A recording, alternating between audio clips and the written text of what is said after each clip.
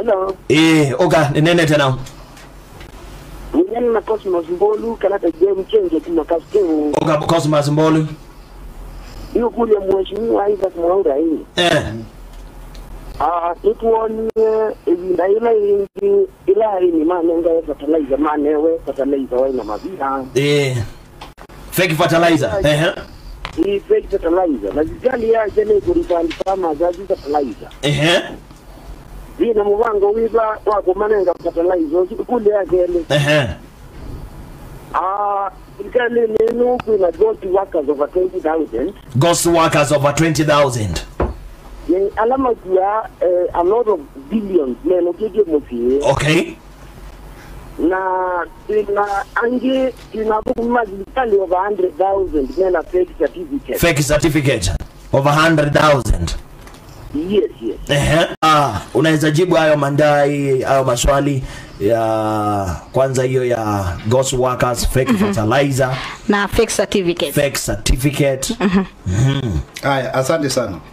Na asante sana nijibu wamezungumza Francis Wambua na Mbolu Cosmos wameuliza maswali mazuri sana. Okay.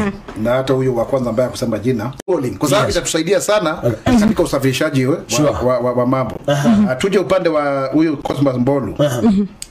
Kweli mambo ya fertilizer ambayo ilikuwa fake. Yes. Na tukasema tunafanya refund, hiyo mambo yanashughulikiwa. Lakini bado tunapatiana hiyo fertilizer na zaidi ya wakulima milioni 16 wameweza kujisajili na kupatiana vouchers milioni 516. Yes. 516 million vouchers ambazo zinafaa kusaidia watu kupata hizo farm inputs. Yes. Na niseme kwamba ni kweli hili jambo la watu sio watu 20,000 watu 17 ambao wamepatikana kwamba ni ghost workers. Hilo jambo linaendelea kushughulikiwa na Public Service Commission na pia wale ambao kuna fake certificates. Yes. Hilo ni jambo ambalo ni la kuudhisha na watu waache utapeli na wizi.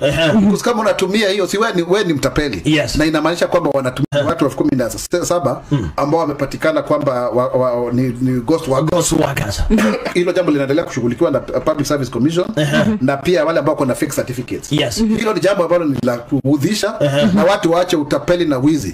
Kwa kama unatumia hiyo si wewe ni mtapeli. Yes. Na inamaanisha kwamba wanatumia pesa nyingi, wengine wako na vio ambavyo hawafai. Ni sisi wenyewe tumetoa hiyo report kama serikali ili tuweze kuwajibika. Wow. Nina maswali mawili ndio tumalize. Number 1. Mwengi Mutuse. Mulimuahidi nini? Ili atimue.